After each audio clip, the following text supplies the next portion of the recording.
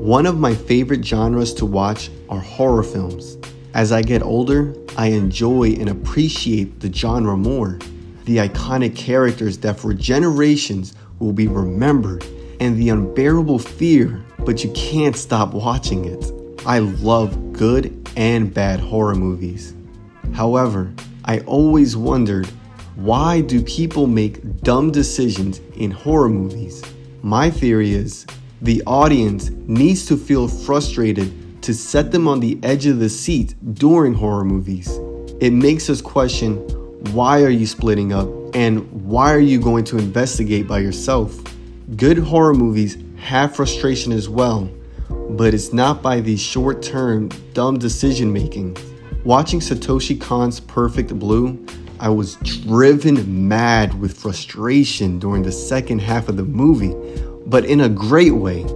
IMDb labels Perfect Blue as animation, crime, and mystery. But damn it, did it feel like a horror movie. How did Perfect Blue use frustration in the horror of losing your sense of reality? Before we start, I want to thank you guys for checking out my video. It would mean a lot if you guys liked, subscribed, or comment. Those things really help a lot. Okay, let's get back to the video journal. The story starts with a pop singer, Mima, who quits her band because she has a better career opportunity as an actress. She leaves her group and her acting career is not going as she had hoped for. And Mima's old band has become successful ever since she left. Mima is struggling with success. She destroys her good girl image in hopes of being successful. That personal frustration is needed before the movie goes into the second half. The second half is about playing with the rules of reality. Anime has always been on point when it came to setting the rules of the world's reality.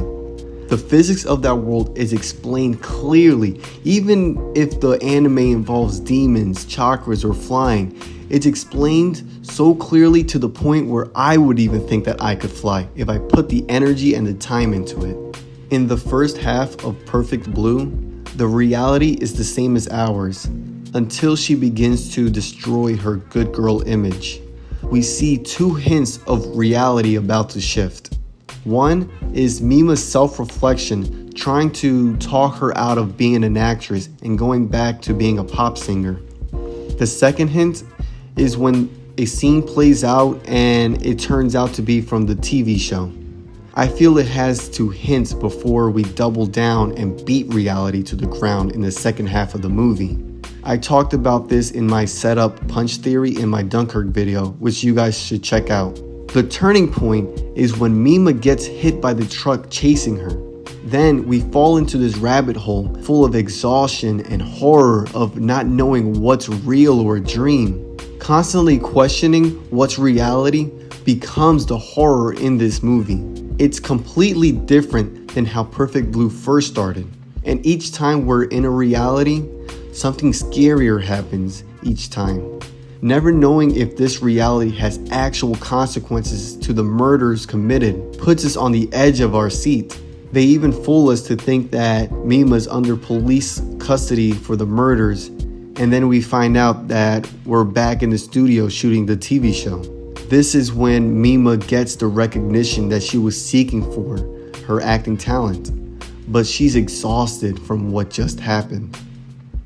So how do we use frustration to create horror like Perfect Blue? There are two elements of frustration needed. The first one, create a struggle within the main character's personal life due to their own decision making.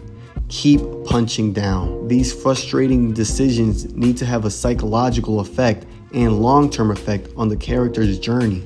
The second one is to create struggles that are out of the main character's reach of control. This puts the audience on the edge of their seats.